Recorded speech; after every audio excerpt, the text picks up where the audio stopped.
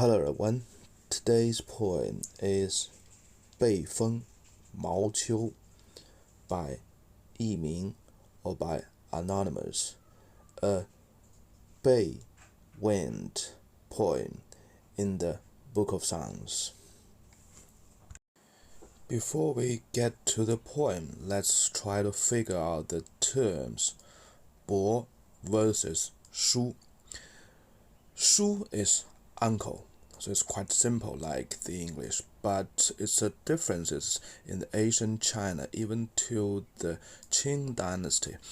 The Chinese family used to be a very big family, and when you tour around in the countryside, even today, you will see some of the villages' names sort of the 张家村, Wang Jia Zhuang, which means Zhang family's village, Wang family's village, which means through generations, the people with the same name, or they are with the same root, same ancestors, they live together, became a very big village. Hundreds of people, even thousands, 10,000 people in a village with the same family name. So that's quite popular in the ancient China. So the second generations, they will call all the people in the first generations, Shu, the uncle, but one. The eldest brothers in the first generation will be titled as Bo. So that's the only difference. They basically, in the real meaning, they are all uncles, but Bo is the eldest uncles for the second, third generations. Let's check a real case how the Bo and the Shu looks like in a family tree. This is a real family tree of the grandma's family tree of Mao Zedong, Chairman Mao. You can see in the fourth line, the most left, that was Mao Zedong. So in a typical Zhou family, the noble family, of course, because the normal people, they don't even have a name, or they never have their name recorded in the history. So all the things in the Book of Songs is all about the noble or upper level people. So let's take the second line as an example. So there's three brothers in that generation, which is the 19th generation of that family. The most right person is the eldest, so that's the big son. For the people in the third line, when they call the person in the second line, so they will call them uncles. You can see actually from today's concept, the people, the sons, are from three families, but in the ancient China, we treat it as just one family, and the sons in the third lines, they are listed with the biggest son, biggest brother, second brother, third brother in this big chart together, not by their little families. In English, the third line male person, they will call the second line people just as uncle. But in China, there's only one exception. The eldest uncle was so-called Bo. So, and the rest of them, they are so-called as Shu. The reason to distinguish the eldest uncle, because he is the lord of this big family for everybody in this chat. In the Zhou dynasty, he was the lord of the state. So when he take the regime from his father, he would assign his brothers to some other villages as the sub-lord under him in his state. So that's the basic social structures in the Zhou dynasty. Within the state, Bo is the lord of the state, and his brothers, junior brothers, are the sub-lord under him. So this also applies to the Zhou dynasty. The king of Zhou is the big lord of the whole Zhou dynasty, and there's a lot of the sub state lord under the king of Zhou, and that would be much more complex because the states are divided into three categories. The states with the same family name with the Zhou people, the states with a marriage with the Zhou state, or the states with different name, neither with marriage with the Zhou people. In this example, the male person in the third line are so-called 子, son. Of course, they are the son of the Lord. And what's more important in the classic documents or poetry in the Zhou dynasty, whenever you saw the term 子, it means a noble person, and most of the time it means this person will be responsible for some of the political roles or some roles in the government. That's a very natural choice for the Lord. The social order was established based on the families, so the most key roles in the society would be given to their family sons, family grandsons.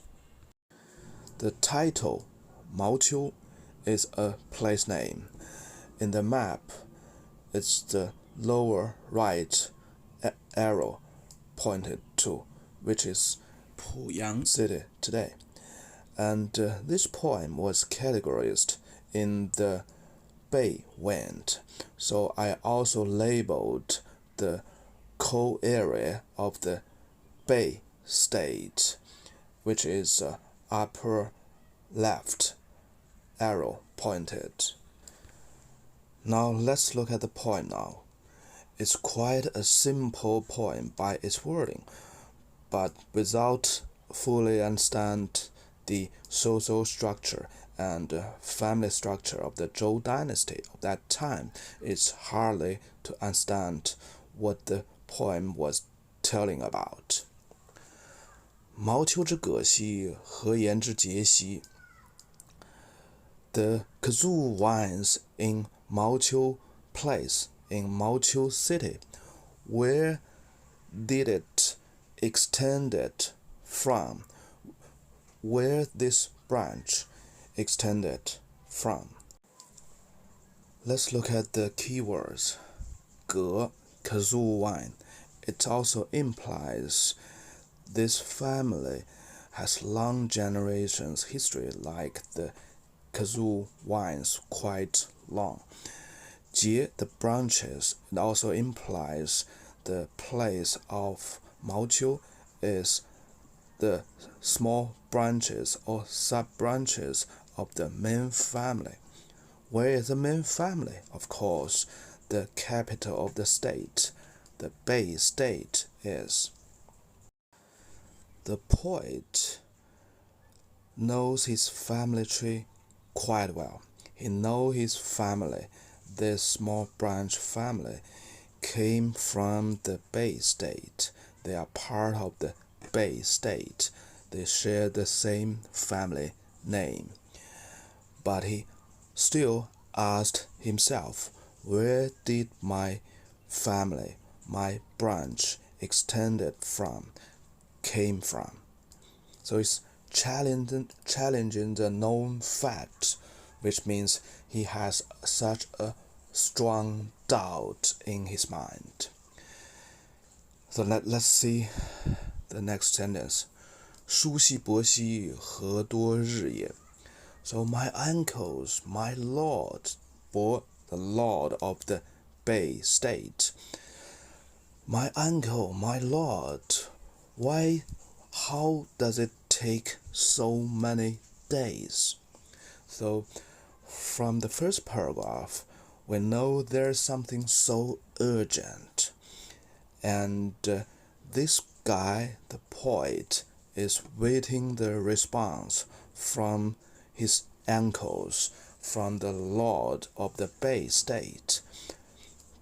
And it takes so many days so far that he even challenged, he doubted that they are not with the same family, they are not the branch of the Bei state. Keep in mind, from the first paragraph, we know that something happened among the nobles in the Zhou dynasty, and from the history we know the Bei state, actually they are the Zhou people themselves. They are the lord of the Bei state. So this poem is about the noble people, the Zhou people in Bei state, between a small sub-region, Mao Hill, and the state lord, between the Mao Hill and the Bei state. Now the second paragraph. 何其处也，必有余也. Why did they still stay there, no action at all? It must be some reason they should have something together with. 何其久也，必有疑也. Why it take them such a long time? It must be some reasons for that. So the second paragraph is all about the guesswork by this poet who wrote this poem. So he has such a strong doubt in the first paragraph, and in the second paragraph he tried to reason that things, why it takes the lord of the Bei state so many times, there's no actions. So the key words in the second paragraph is 处 is stay. So it refers to the lord of the Bei state. They just stay there, no action at all, for the urgent issue. So far we still don't know what kind of urgent issue it is. Well, from the guesswork, we know this urgent issue is something big, because the first reason, 必有余也, it means the poet guess the lord of the Bei state, he is waiting some of the helping hand from other state, or maybe from other sublord, to help him to get together. So when they get together, they have a strong power, so they can help on this urgent issue. So from this sentence, we know this is not only urgent, it's a big deal. 何其久也，必有疑也. 疑 means reason, the things relies on. So in the second paragraph, the poet was so worried, he started to make some of the guesswork on why the lord of the Bei state take no action so far. It takes so many days, such a long time. Now the third paragraph. 狐裘蒙茸，飞车不东. Now the armor was covered by the fur of foxes, but the chariot, the soldiers, didn't go to the east. So here it points out it's winter's time. Everybody, the armor was covered with fur. But still, I cannot go to the east. So look at the map. The Mao Hill is on the east side of the Bei State. So it indicates two things. The time goes to the winter. It's a quite long time since the urgent issues happened, maybe in the autumn, maybe in the summer.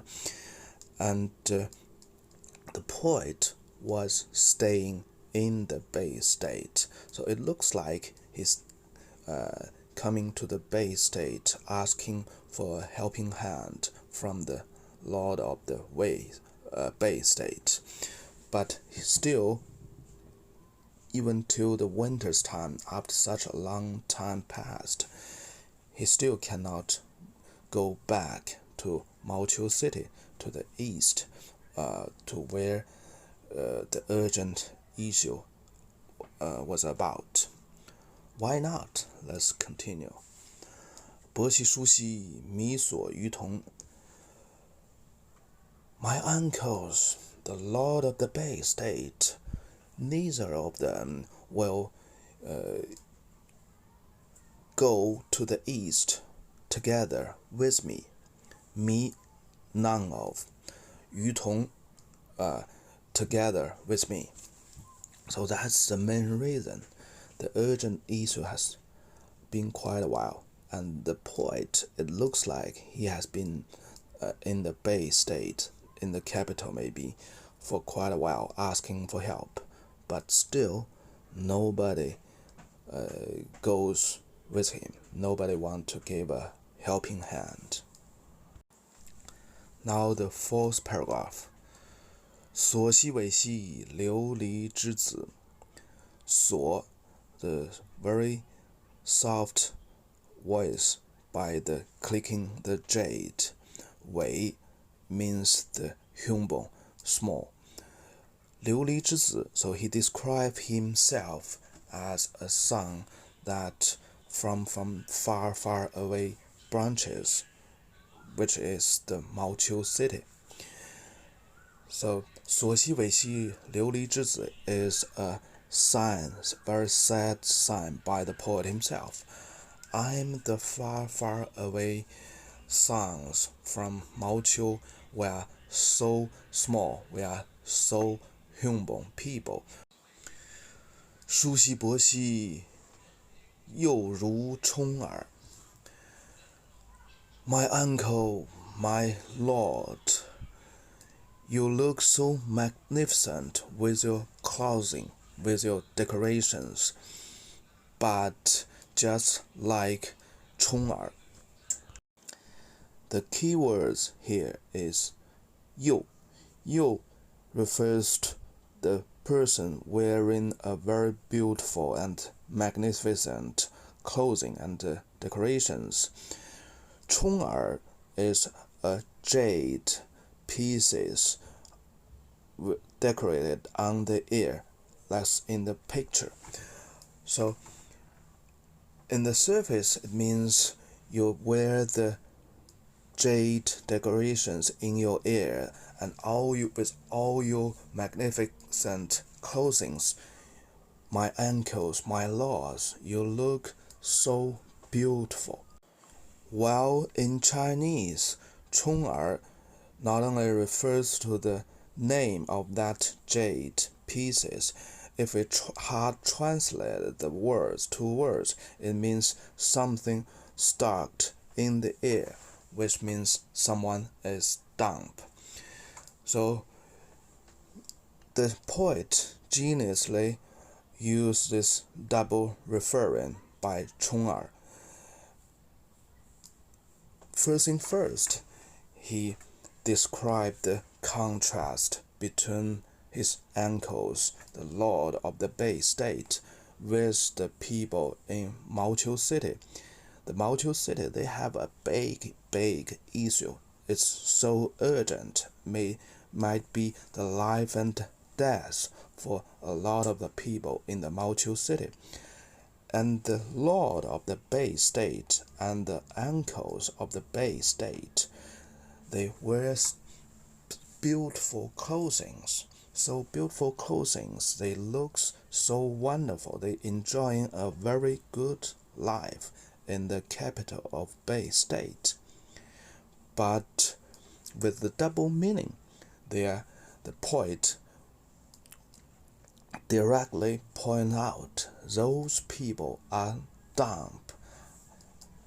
We people from the Mao Hill city has make such a urgent pleas to them, but they have their ear, but they don't listen to it, just like dumb.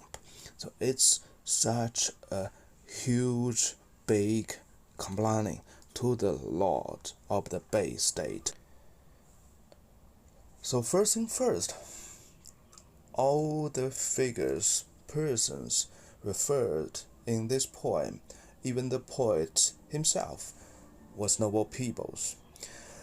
And normally we think the noble peoples behave in a manner with much polite, but with this poet we can see the poet actually was blaming other people, other noble peoples directly, very strictly.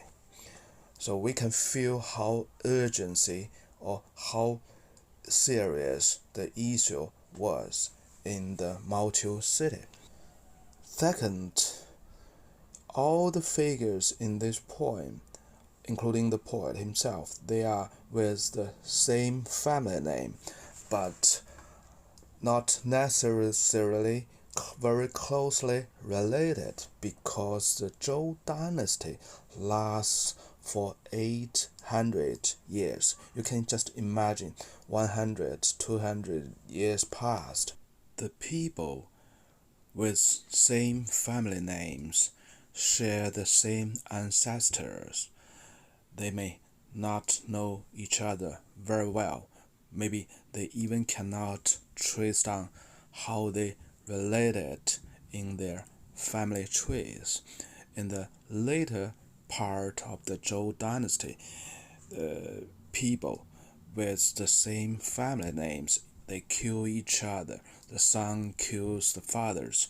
So the social rules established by the Zhou ancestors was totally destroyed. So in Confucius' words, 礼崩乐坏, the code of conduct was damaged. The music was damaged. So that's an indirect way of saying the social rules was damaged. The law of Zhou was damaged. So we can feel it from this poetry. From the social rules, from the laws of the Zhou, the people with the same family name, they should help each other. Especially this issue, this poem happens in a roughly small geography area. So the people with the same name, they should have a much more closer link, closer relationship compared to the relationship among the countries with the same family. It's hard to tell when the history involves the moral standard, the code of conduct, the social rules has evolved as well or just declined. As Confucius said, 礼崩乐坏, the code of conduct, the law of Zhou was all damaged in his time, in the later part of the Zhou dynasty.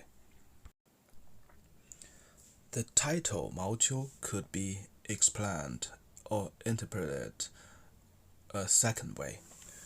Mao, the original meaning is the battle flag, and there's many kinds of battle flag in the Zhou dynasty.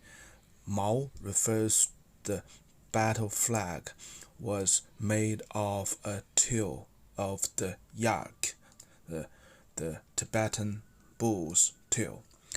And you can see the picture. This is the top of the flag, and the tail will be tagged to the top of the flag. With this interpretation, Mao Qiu means the army's camp, because Qiu means a small hill, a highland. In the ancient China, the troops, the army, would always stationed at a highland, at Qiu, and Mao Qiu together clearly tells us this is the highland stationed with the army, with the troops. With the new explanation of the title Mao Qiu, the camp of the troop of the Bei state, of course, we could have a new explanation to the whole poem as well. So today I just let this task to you, so you can try to by yourself to develop the new interpretation to this poem based on the new meaning of the title Mao Qiu, the camp of the troop of the Bei state. Okay, that's for today, and bye bye.